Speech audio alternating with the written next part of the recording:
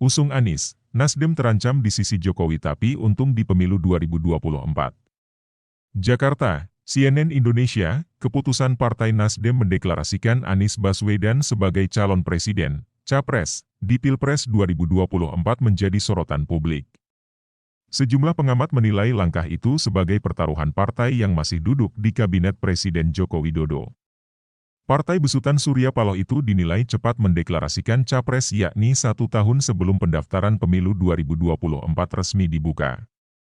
Mereka pun menjadi satu dari 2 partai politik yang sudah mendeklarasikan capres. Sebelumnya, ada Partai Gerindra yang menyatakan dukungan terhadap Prabowo Subianto.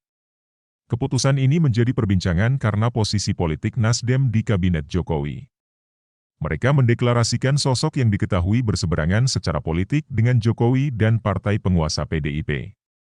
Anies menjadi gubernur DKI Jakarta setelah menumbangkan petahana Basuki Cahayapurnama alias Ahok pada Pilkada 2017. Kala itu, Ahok diusung Nasdem dan sejumlah parpol koalisi Jokowi.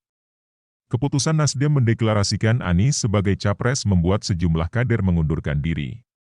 Meskipun Nasdem mengklaim 3.000 kader bergabung usai Anies jadi capres resmi. Nasdem pun menjadi sasaran kritik PDIP rekan koalisi Nasdem di pemerintahan Jokowi. Sekjen PDIP Hasto Kristianto menyebut partai yang sudah deklarasi capres mengganggu konsentrasi dalam pemulihan bangsa khususnya masalah perekonomian. Sementara itu, Jokowi belum merespons langkah Nasdem itu. Dia mengaku masih dalam kondisi berduka atas tragedi Kanjuruhan yang menewaskan 131 orang supporter sepak bola. Pengamat politik Badan Riset dan Inovasi Nasional, BRIN, Wasisto Raharjo menilai Nasdem sedang mempertaruhkan posisinya di kabinet Jokowi. Menurutnya, Nasdem melakukan hal itu demi memperbaiki posisi pada pemilu 2024. Wasisto menilai Nasdem sadar betul keputusan mendukung Anies sangat berisiko. Namun, mereka rela mempertaruhkan posisi di kabinet agar bisa menjadi pemain utama pada pemilu berikutnya. Nasdem sebagai partai besar tentu ingin menjadi pemain. Pilihan rasional jatuh ke Anies meskipun berisiko untuk posisi sekarang, kata Wasisto saat dihubungi cnnindonesia.com, Minggu 9 Oktober. Wasisto mengatakan langkah ini membuat Nasdem punya posisi lebih baik ketimbang Pilpres 2019. Mereka punya daya tawar lebih karena menjadi kekuatan utama koalisi Anies. Dia berpendapat keputusan Nasdem ini memang berisiko tinggi karena mendukung sosok yang berseberangan dengan koalisi Jokowi. Namun, Wasisto melihat Nasdem punya hitung-hitungan politik untuk menekan risiko terdepak dari barisan Jokowi.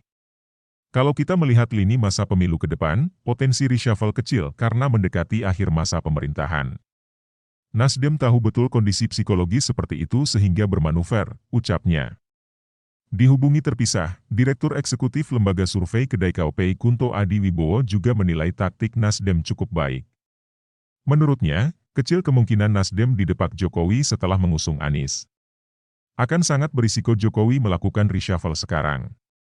Momentum itu dimanfaatkan oleh Nasdem. Hitung-hitungan politik Nasdem sudah sangat tepat, kata Kunto saat dihubungi cnnindonesia.com, Minggu 9 Oktober. Kunto menilai langkah Nasdem pun tak menimbulkan efek negatif sama sekali. Dengan manuver ini, Nasdem justru berpotensi menang di pemilu 2024. Dia menyebut deklarasi dini membuat Nasdem akan dianggap publik sebagai pendukung utama Anies.